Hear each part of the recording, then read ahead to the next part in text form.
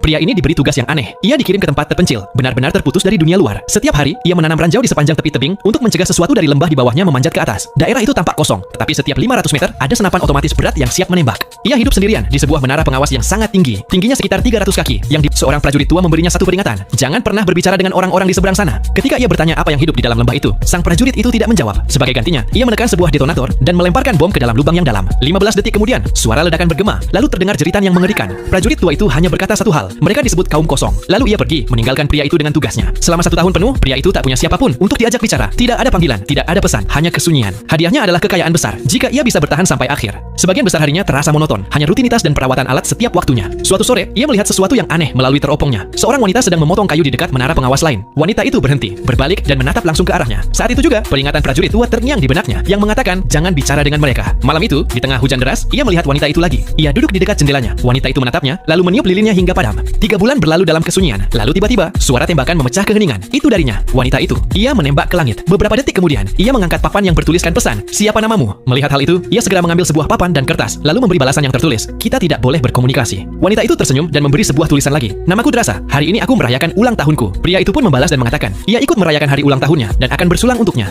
Malam itu, ia mengangkat gelasnya, bersulang diam-diam melintasi lembah. Untuk pertama kalinya, ia tidak merasa sendirian. Seiring waktu, isyarat sederhana kini berubah menjadi komunikasi sungguhan. 2 jiwa yang terisolasi perlahan mulai terhubung. Lalu suatu hari, Drasa menunjuk ke bawah dan ia melihat mereka. Bayangan-bayangan gelap merayap naik ke tebing. Itu adalah kaum kosong. Melihat itu, Levi segera menembak pemicu ranjau. Beberapa makhluk berjatuhan, tetapi kaum kosong itu semakin banyak yang terus mendaki. Drasa lalu melepaskan tembakannya juga dan ikut bergabung dengannya. 2 menara pun menjadi satu pertempuran. Dan malam itu, keduanya berdiri berdampingan untuk memukul mundur sang makhluk aneh, yaitu kaum kosong.